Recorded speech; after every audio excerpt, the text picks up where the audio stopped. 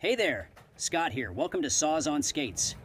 I was tired of backbreaking weeding and wrestling with heavy planters, so I designed this raised garden bed featuring a removable box for effortless planting, cleaning, and rearranging my favorite flowers, herbs, and veggies. Plus, it has a built-in storage shelf keeping my watering can, tools, and extra pots within arm's reach. I'll show you how to make it, including 2 handy templates for creating those beautiful curved details. You can download this plan and hundreds of other easy-to-build projects on my website, sawsonskates.com. All my plans include a material list, diagrams, and detailed step-by-step instructions. To get your plan to build this project, click the link in the description box below. Before we get started, I made 2 planters for my home, so you may see some extra parts in a few clips. Also, I made this project with cedar, which can trigger allergies in some people, myself included. While I always wear a respirator for any woodworking project, I also try to work outdoors whenever possible to minimize exposure in enclosed spaces. To reduce costs and minimize waste, I repurposed leftover cedar strips from a previous project, gluing them together to make the planter box's panels. However, you can make it by gluing up 2 boards or using solid boards instead. My strips had a rough factory edge and a sawn edge from ripping them to width for my previous project. I used my table saw to remove the rough edge to ensure a strong glue joint. I needed 4 strips to make the panel, but they were thin and narrow, making them feel flimsy, so I decided to create the panel in stages. First, I glued 2 strips together to make them sturdier. To ensure the planter could withstand the elements, I chose an exterior waterproof glue.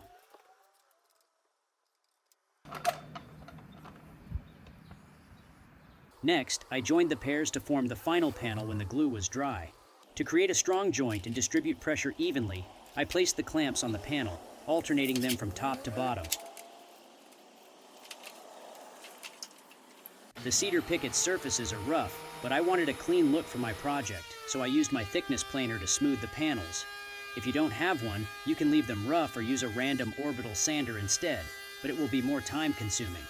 I should also mention that my boards were about a ½ inch thick after running them through my planer.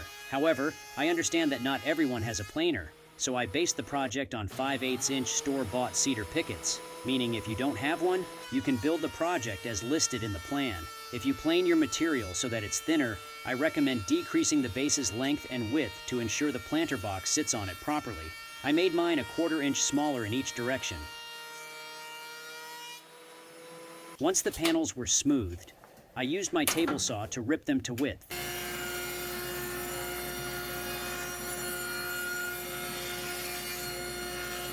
I switched to my miter saw to cut 1 piece to length for the bottom and 2 pieces to length for the sides. Following the diagram in the printed plan, I marked the locations for countersink holes. Using an awl, I made a starting point for the drill bit. I applied glue to the edge and clamped the side to the bottom. Using a countersink bit, I drilled a hole at each mark. A countersink bit does 2 jobs in one. It makes a pilot hole, preventing the wood from splitting when you drive the screw, and creates a recessed area, allowing the screw to sit flush with the surface.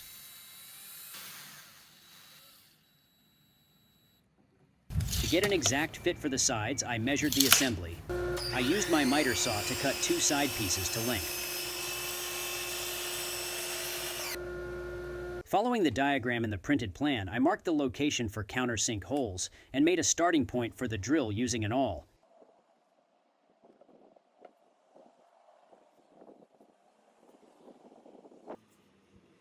I positioned the side and clamped it in place. Using a countersink bit, I drilled a hole at each mark and attached it using exterior wood screws. Tip: I had to relocate the clamps to reach some of my marks. To make the legs and remaining parts for the base, I ripped cedar pickets to 2½ inches using my table saw. Again, I ran my boards through my planer for a smooth look. I started by removing 1 rough edge from the pickets. I placed the picket next to the blade and gently snugged the rip fence next to it. This method allowed me to shave off a thin amount of material. I adjusted the saw to 2½ inches, placed the picket's cut edge against the fence, and ripped it to width. For the remaining section, I installed my gripper's leg, placed the picket's cut edge against the fence, and ripped it to width. I cut 4 pieces to length for the legs using my miter saw. The top and bottom of the legs have curved details, which I made using the templates at the end of the printed plan.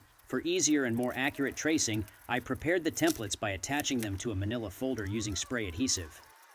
I prefer this method because the folder's edge provides a handy lip for the pencil to follow. I use my scroll saw to make these cuts, but you could use a jigsaw instead. I think using a portable spindle sander is the quickest, most efficient way to smooth the leg's curved edges. You can achieve similar results with sandpaper, however, it may take a bit longer. The leg's end grain is prone to chipping, so I slightly beveled its edges using a sanding block, reducing the risk of it tearing out when it's moved. Using a miter saw, I cut 4 pieces of wood to length for the rails. Following the diagram in the printed plan, I marked the location for countersink holes and used an awl to make a starting point for the drill. To help position the rails on the legs, I cut 2 pieces of scrap wood to length. I started by clamping the short scrap wood pieces to the bottom of each leg. I placed the bottom rail above the scrap wood and clamped it in place. Using a countersink bit, I drilled a hole at each mark.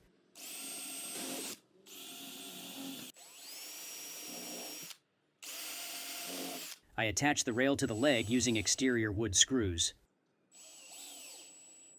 Following the same steps, I clamped the long scrap wood pieces above the bottom rail.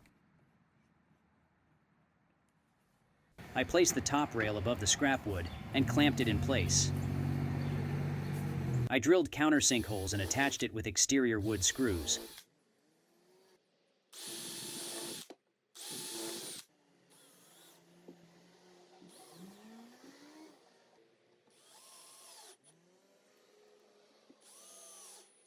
By the way, I have a build video for this air compressor cart on my channel and downloadable plans on my website, sawsonskates.com. Using a miter saw, I cut 4 pieces of wood to length for the side rails. To add visual interest, the side rails have a curved detail, which I made using the template at the end of the printed plan. The sheets have a white border around them, but they need to be joined together at the edges. I used a ruler to ensure that the straight lines were positioned correctly. Once the sheets were in the correct position, I used tape to join them. Following the same process as the leg templates, I attached the rail template to a manila folder with spray adhesive and then cut it out. I positioned it on the board and traced it with a pencil. I used my scroll saw to make these cuts, but you might be able to use a jigsaw. Again, I used my portable spindle sander to smooth the saw marks, but you can use sandpaper instead. Following the diagram in the printed plan, I marked the location for countersink holes and used an awl to make a starting point for the bit.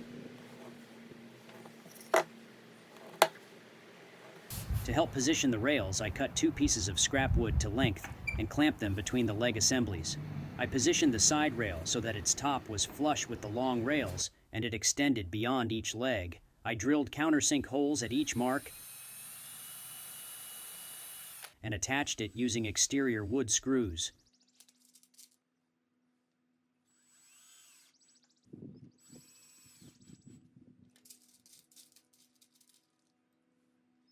Using a miter saw, I cut 3 pieces of wood to length for the shelf slats. Following the diagram in the printed plan, I marked the location for countersink holes and used an awl to make a starting point for the bit. I centered the middle slat on the leg assembly and clamped it in position.